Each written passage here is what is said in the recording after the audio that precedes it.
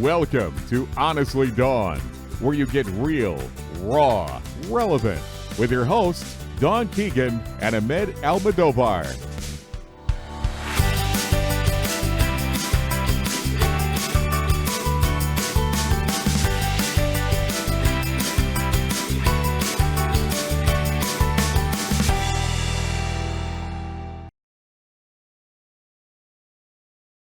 Welcome to Honestly Dawn, the relationship segment. You're here with Dawn and Ahmed.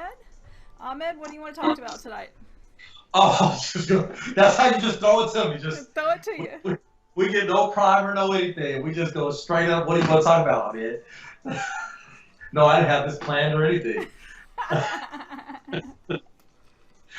No, You're an old pro at this now. How many times have we done this? oh, look here. I didn't. Well, first of all, you know what? You got to give me some cues that you're gonna be throwing something to me. You know, like a little bit of leave me in. I gotta be wine and dine before you just. No. Hector gets thrown to the wolves all the time. That's just part of the deal. Look here, You man. keep telling me you were born ready, so prove it. Well, I'm always ready. Look here. All right, You so say prove it. What are you Gotta talking hear it. about? I'm saying. So look. What's constantly been coming up in my mind since I've been dating, right? And since I've been talking to a bunch of other people that have been dating, like friends of mine, cousins, whatever the case may be, right? Ahmed's barely out of puberty, so that's only been a few weeks here, folks. Yeah, So. yeah. Oh, whatever. But I'm saying, so, okay, I begin to wonder for myself if having too many outlets and options is leading us to a place where we're never going to really be able to be in a relationship. Like, because of all the options. For instance, you have all these websites, and you have all these dating apps that you can swipe left, swipe right, right? At any given moment, if I went on one today, and I've started up one today, if as a male, I would probably match 10 to 20 women within a few hours, right? As a female, I mean, you can have as many options as you want. Within a few hours, you could have 100 people hitting you up, right? My question to you is, how can you stay focused if all we're doing is swiping, and I feel like we're doing kind of toddler dating, where we found this guy, we're like, oh, hey, I like this guy. Then all of a sudden, a shiny new object. Ooh, shiny new object over here. And because this new guy done popped up. You know, and it's hard to stay focused. And look, men do it too. I'm not saying that women are the ones who do it. Men do it too, because, you know, we'll see this fine girl that we matched today, like, oh, she's bad. I like this girl. And then a couple days later, we done matched some other girl who was way hotter, and it leads you to being distracted. Even though this person over here who you matched previous may be having all the qualities that you want, but because you have so many outlets of options, it leads you to be distracted. This is my theory anyways.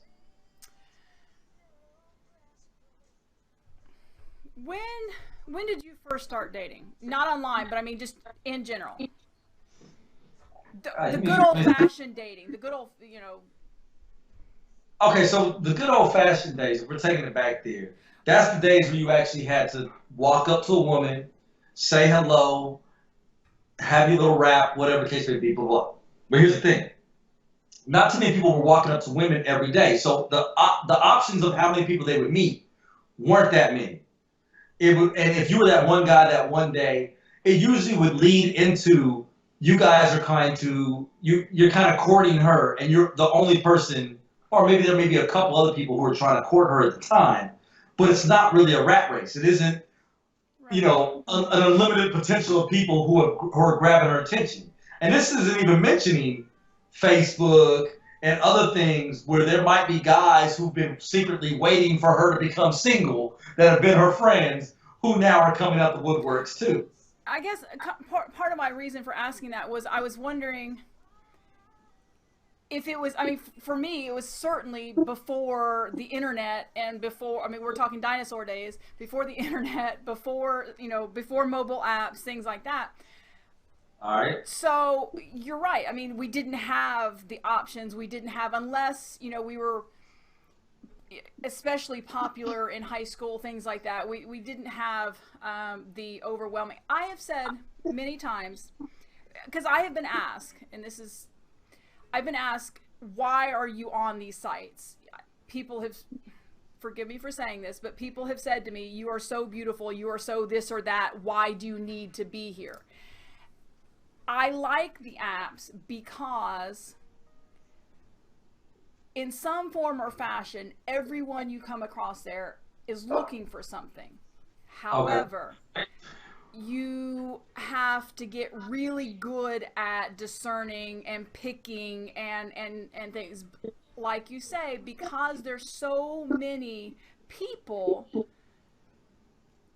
they really aren't people to us. We haven't developed any sort of, it's just easy. It's easy to jump from one to another because they're not real to us. It's just words on a page. It's just, that's the difference when you meet somebody in person.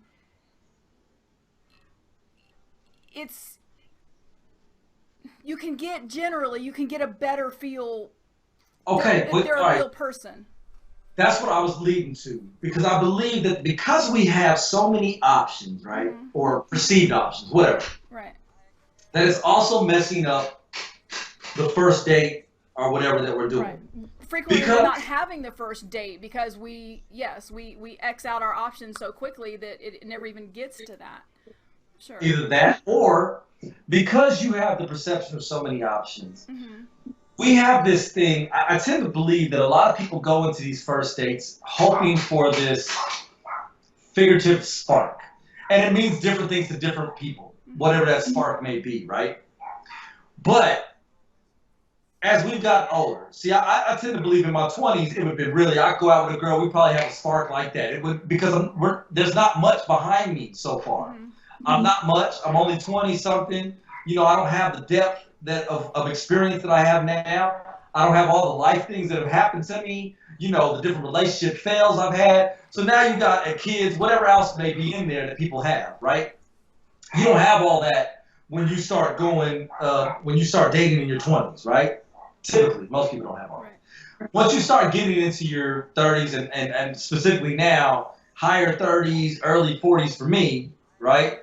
Of the girls of the ranges that I'm meeting, right? Is that now we have all these things. Right. Usually you have divorces and bad relationships, kids, and blah, blah. We just said all that. And so, but there's still this theory that you're going to meet somebody and automatically, bam, y'all going to click. Just like that. And it's going to be like peas and carrots, We're just going to be together. And yeah, exactly. And we know, and I know better, that that's a bad way to look at it, because usually you really don't know somebody until you're around them 2 or 3 good times, and let that chemistry build, and let's see if consistently we can at least have a good time. Not boil it down to all one meeting of, and I think the reason why we're kind of doing that is because of the options. I think if we knew this was something that should be cherished, it doesn't happen all the time. Right. Yeah, we would want to nurture it into being something more. Right. A dude didn't hit all my marks. He wasn't 100%, but he was good enough. I'm gonna give this guy another chance, or a girl, vice versa, whatever. But now I feel like, we're going on these one dates, and it's like, man, just all right. I got somebody else. I've been kind of talking to this other guy. I've been talking to this other girl, whatever. They seem better. It wasn't as hot as I thought they were. Whatever it may be, it just seems like we're putting a lot of stock into the picture. And I will tell you this much, as you know, the picture only says so much, because you know me, I don't smile in pictures, do I? Don't at all. But you've met me, Don, and you've been around me all the time. Do I ever stop smiling? The only time I stop smiling is to take a picture. That's it. I'm a smiley person. I'm laughing. I'm giggling. You would never get that from a picture. And so, but that's what we're doing. We're falling in love with the pictures first, and the picture's never real. That's never real. My picture's real, thank you. Nah, man, hell nah. Now that I got some texture of who done, hell nah. I'm saying, like, your picture never says anything about who you really are once we really meet you. And I think that's also leading to the fail, but I think it's mostly because we're distracted. And that's what I was I trying to. agree. Well, and this isn't just the dating environment. This is everything. We job hop. We sell our cars. I mean, we don't sit. We don't stay in the same home for long. I mean, there's just we. If our page doesn't load fast enough on the internet, we're off to something else. I mean, we have too many options. Okay, so let me ask you this. So it's agreed that we need to try to be more patient. We need to be more, give things a chance. What do you think is the solution? How do you think that we change that? Man, you know what? The only way it changes is if everybody starts to really agree that they should spend more time actually nurturing something that seems like it could go somewhere. And that doesn't mean to say like if somebody's hitting a lot of no's for you, a lot of red flags, that you keep talking to them. No, I'm talking about. Let's start at the you know what it was decent line, right? It was decent. It didn't wow you. He wasn't spectacular, but he was decent, right? Let's start there. Ahmed, I'm getting the feeling that you're not wowing many people. Is that the problem? Are you meeting people and not wowing them? You're hurting my heart, baby. That's not true. No, but I do think it's a high bar when you start going in thinking that we can all of a sudden find that instant connection. Because I'm different than most. I'm gonna have a good time regardless, right? And we're gonna have a good time. That's why I don't do meet and greets. The hell with a meet and greet. I don't want to meet and greet you. Let's go and do something. Let's go have some fun. Why can't dating be fun? You know what I mean? Like, even if we don't get along, I would like to at least go out somewhere and have a good time because we should be able to. I can get along with a stranger. Why can't I get along with you for a date needs to be more natural. There needs to be less expectation, less goal-oriented. But I think for most of us, we're not even getting to that dating, but we're not even getting, I very seldom get to that first date place because it's just, like you say, it's easy. It's just. Oh, well, see, okay, for you barely get there, but I almost don't want to go anymore. Mm-hmm. And I'll tell you why. I'm still a traditionalist, so I still believe man pays first date, that type of thing, right? Antiquated way of thinking, still believe it. All right, so the thing about it, though, you could go on a lot of first dates and be dropping 100, 150 before you even know it. If you're going somewhere decent, and you may never talk to that person again tomorrow. That's a bad investment. That's just dropping money just to drop money. You know what I mean? And so it doesn't even matter if that wasn't their intention. Right. It just matters of the end result. So you can end up because like I said, the false thing of thinking is that just because we've gotten along to this point that we're actually meeting and we're going to be connecting. Like this drop of a hat connection. So you're saying we just need to go in with lower expectations and just let it. If you've made the effort to get to that date place, then give it a chance. Don't swipe them fine, unmatch them fine. But if you go to the effort to go on the date, then give it 2 or 3 tries before you. That's okay. You hit it on the hill. On the hill. Yeah. Yeah, that's what I meant. A drink. yeah, right. I wasn't saying a plug. No, but I think you hit it on the head of exactly what I was thinking. Right. That it would take 2 or 3 dates before you really get it. And I think about a couple of dates that I've went on, and I can remember one day specifically, and where we went on a date, and I remember she flew back in town that night. And she was tired. And I was telling her, we can cancel this date because you're tired, blah, blah, blah, right?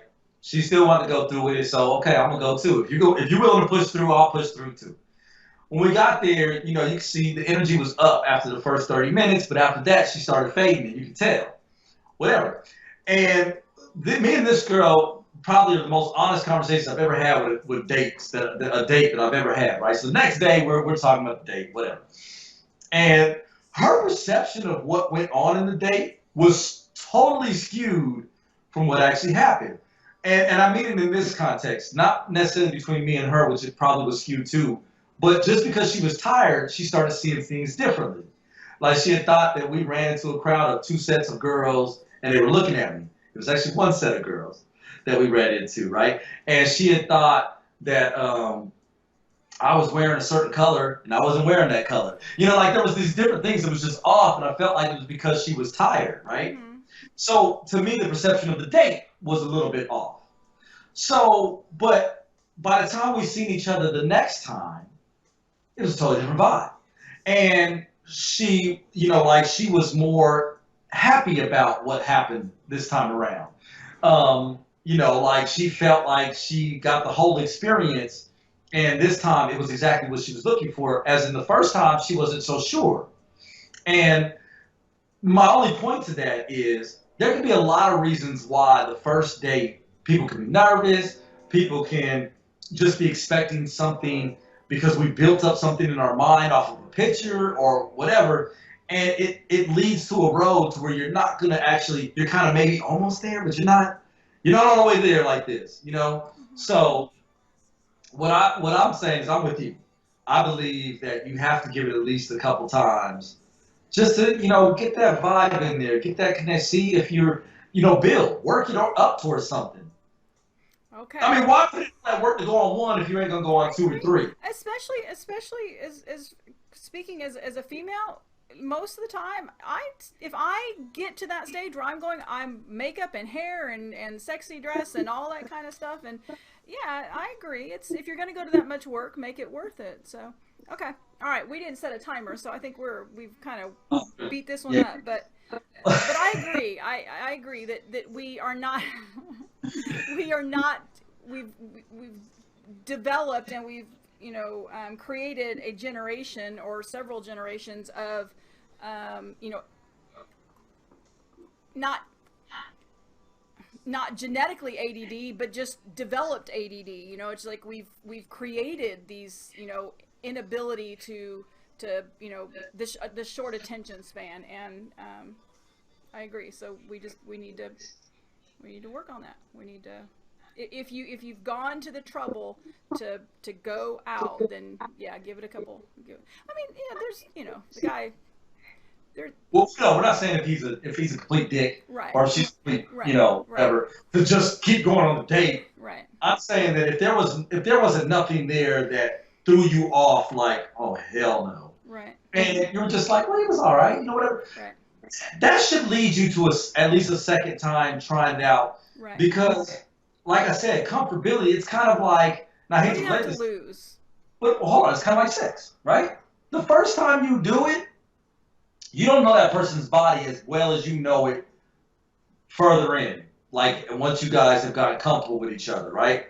Which theoretically, that should automatically make it better once I know you more. I know what, you need, your spot, this and that, blah, blah, blah, this and that. So the first time, albeit it may end up being good or whatever, but that ain't the end all to be all. You need more time to get to where it's great. It's amazing. It's the best thing going. Because you don't know enough yet. Right. That's all I'm saying. All right. So anyway, I guess that'll wrap it up. Don agrees with me finally. You never agree with me anymore. This is just the way it is. So anyways, you've been listening to the Honestly Don podcast. Where you can find us on Instagram and Twitter and Facebook, the website. Don's always looking for them D-pics, by the way, I always put that in there. And but if you like us, share us, right? Share all D-pics all the time. And I'll tell you what, I'm going to start forwarding them. If I get them, I'm going to forward them straight to your inbox. So that's all right. I'll put a collage together and mail it to you. All right. I'll get it printed out. I can't wait for my Christmas card this year. All right. Thanks, and we'll see you next time. Right. Bye.